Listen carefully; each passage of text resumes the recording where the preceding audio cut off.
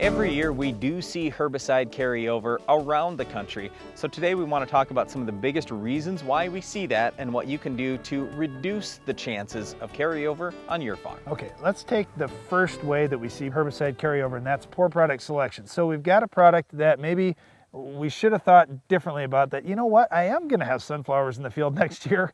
This could be an issue for me. Where we run into this a lot of times is where somebody uses a pre-emerged product that contains their favorite product, and then they use it again post. One of the things when both Darren and I were first becoming agronomists, our dad said to us, and our dad's a lifelong farmer and agronomist also, he said, boys, here's the thing. If you're going to make a recommendation to somebody and you miss a few weeds, it's not the end of the world. But I'll tell you what, if you make a recommendation and it leads to a carryover problem, now you got trouble. So always be conservative on that side of things, and you'll see that with our recommendations. For FlexStar, for example, we don't recommend over 12 ounces to be used anywhere. Pre, post, I don't care what area of the country you're in, we're very concerned about it. So it just depends on your situation and what you're dealing with, because obviously the further north you are, the colder you are, and the further west you are, typically, the drier you are. So if you're cold and dry, well, guess what? You're not going to break down that herbicide very well. But let's also talk about a couple other factors in breaking herbicide down, because think about what does break herbicide down. Obviously, if I got a zillion weeds out there, chances are those weeds are going to use up my herbicide. So that's a good thing. I mean, not that you have all those weeds, but that the herbicide gets used up. But the other big way that a lot of these herbicides get broken down is by bacteria in the soil. So when do bacteria not live well in the soil? Well, when you have flooding, when you have drought, when you have super high or super low soil pH. I mean, you start looking at your soil factors, and if your soil is alive, chances are it's going to break down herbicide a lot faster than if your soil is dead. Well, it comes down to knowing your soil. I think grid soil sampling is very important, at least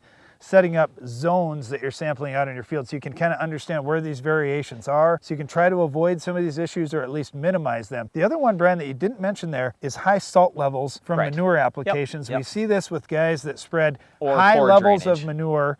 Or poor drainage could lead to high salt levels as well. If you're somebody that's in one of these situations, you've just got to be real about things. Hey, you know what? I'm doing this. There's some good things with it, but there's also some bad things. And if you've got high levels of salt, all those little microbes in your soil can't work very well either. So we just have to be smart. There's so many choices out there, and that's the number one thing I wanted to say today. You're not locked into what you had to use 10 years ago. We've got so many options today. Use a cut rate of this, a cut rate of that, a no residual product here, a no residual product there. Pretty soon you got a great solution, less money, and no carryover or very little carryover risk. All right, there's certainly a lot of things to think about when you're choosing the right product so you don't have carryover, but you got to kill the weeds too. We'll show you how to stop this week's weed coming up next.